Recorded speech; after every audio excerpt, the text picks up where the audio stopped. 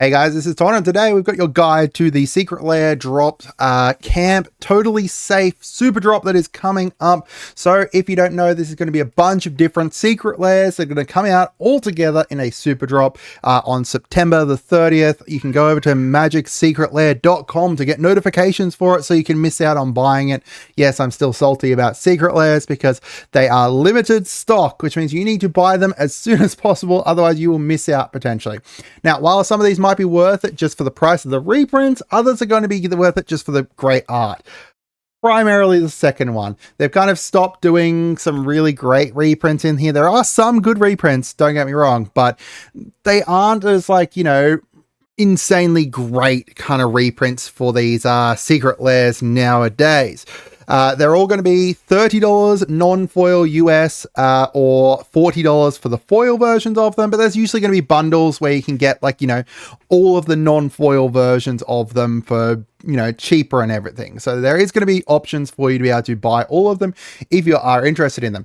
There is a lot of very, very interesting ones here, so let's get into it. But before we do, make sure you subscribe, make sure you share the video around, all that kind of stuff. We're trying to hit 10,000 subscribers by the end of the year. We are so close. We're already halfway through 6,000 or something, 6,300 at the moment, so going really well. All right, so the first one here we've got is Showcase Duskmourn House of Horror. So this is obviously in the, the showcase treatment that came with Duskmourn. We've got Phyrexian Metamorph, not a bad kind of reprint here.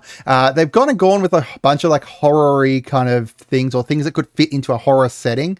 Dorothy is I assume I'm pronouncing that right, is a very big staple card. I guess Phyrexian Metamorph is too. This is a great card. Both of these two are great cards. And having them in this kind of format's really nice. We've got Mages of the Moon. Now, Niall over on Twitter solved this. The Blood Moon Rises is what this says down here. So huge shout out to Niall for kind of solving that. It's really good. I love this art for it. And again, another decent reprint. We've got Cauldron Familiar. And then we've got Witch's Ovens. Both those aren't great reprints, but they are in nice art and stuff. Now, the thing is, we've got a blue, I guess if you wanted to go with a Grixis deck, you could potentially put these all in here. These two kind of go well together. The Mages of the Moon doesn't really go with the other ones though, because now you've if you're in a Grixis deck, you want to have non-basic lands, and now all your basic lands are mounted, which isn't fun. So you can't really use all of these together. You could use them with other cards from the set though. And this is all of them. Some nice reprints here. Next, we've got the Monstrous Magazine. So this is obviously to go alongside, Duskmourn as well. We've got Ravenous Chupacabra. I hate these ones. No offense to the artists and stuff like that. It's not for me.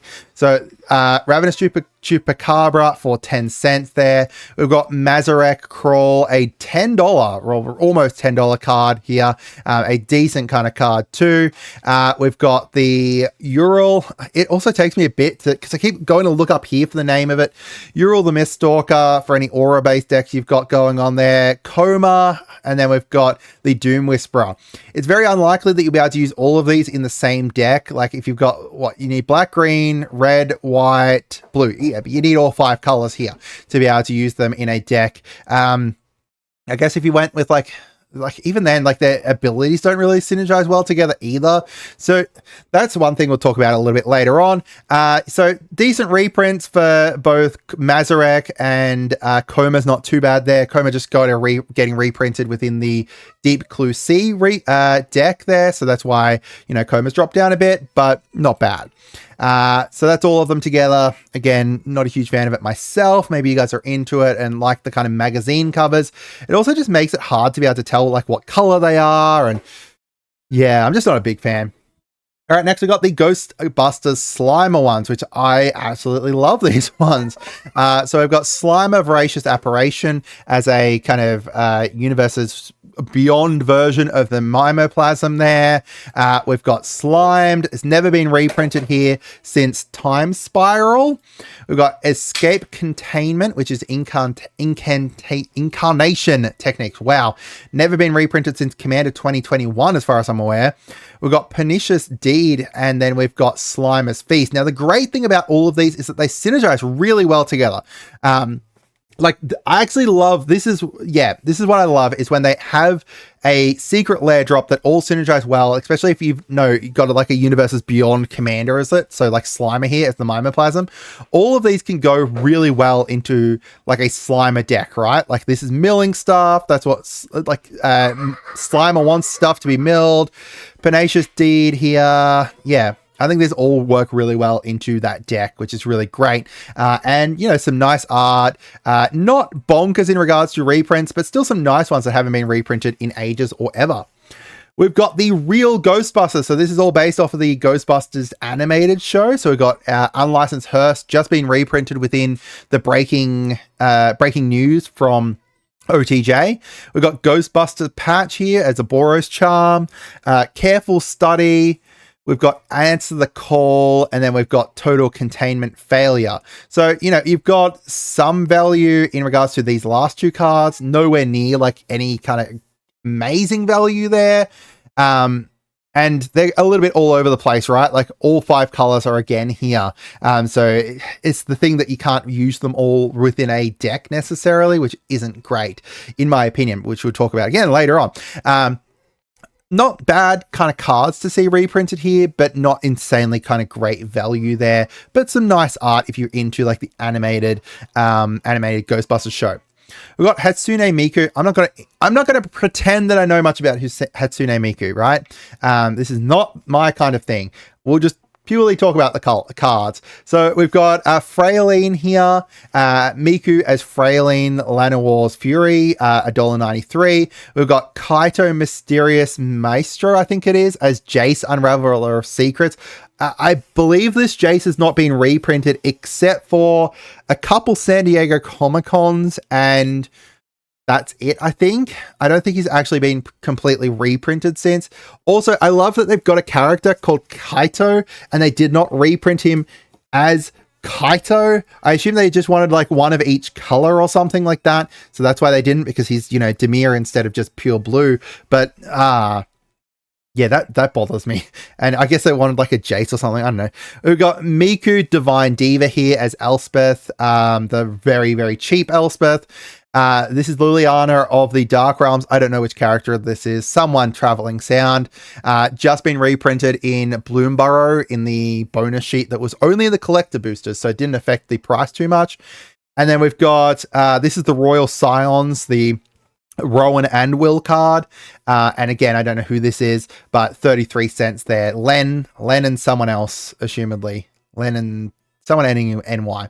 Either way, you know, there's not great value here. So if you're getting these, you're getting them because they're cutesy anime art and you love Hatsune Miku most likely.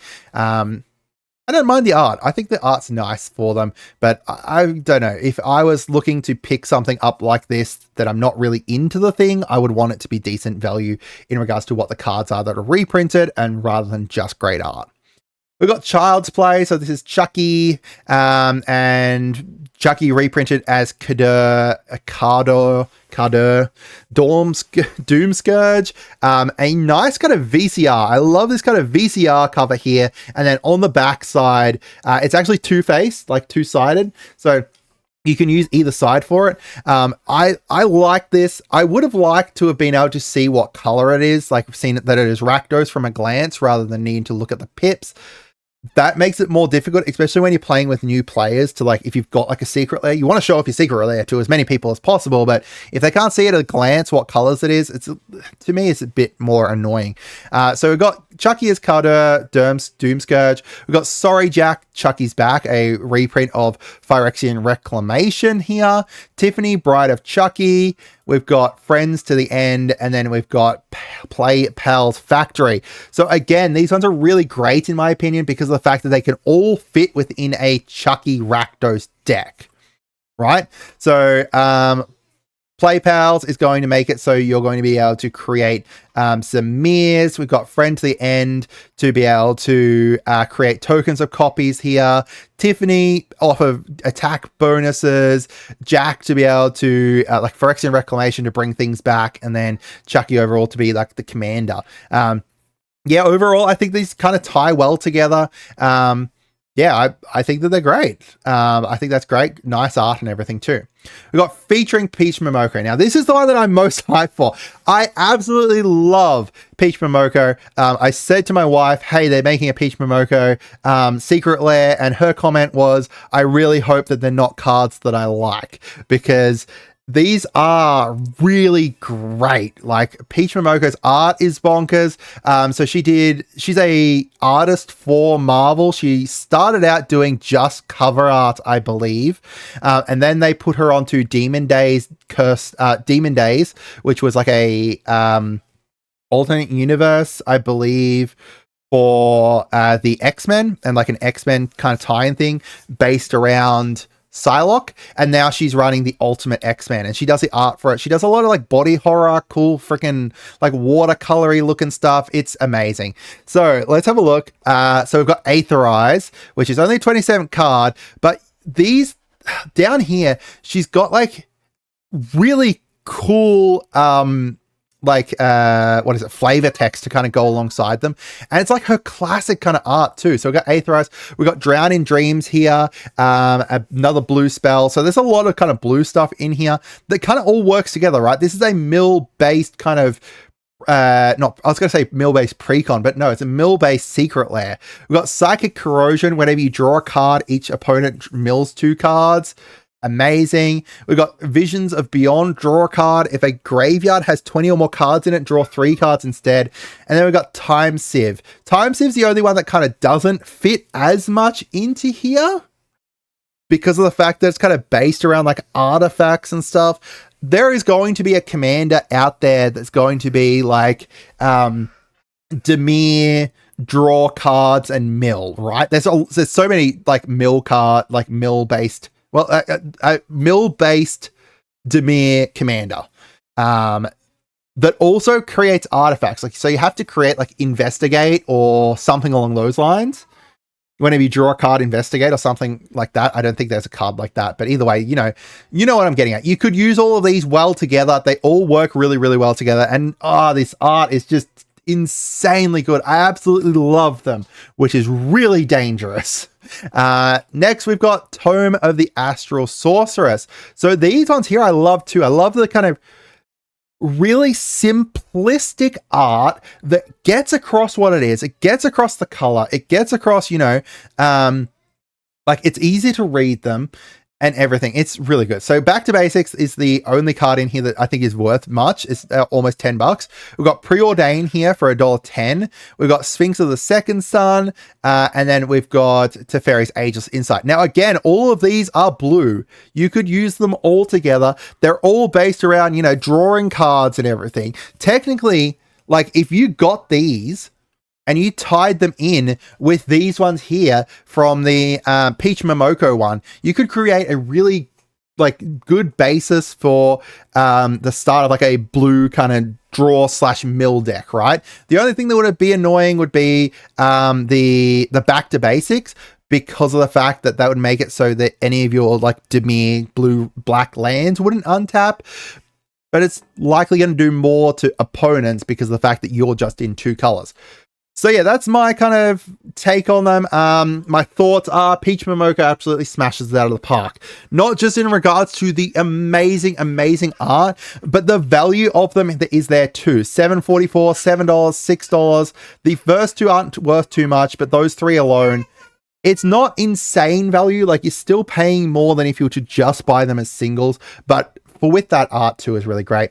The Tome as well, I think, has great art. Getting to what I was saying before about a few things, I just wish more secret lairs could be all thematic together and kind of used together, right? Even if they restricted the secret lairs to cards that synergize well together across 3 different colors, I think that would be huge.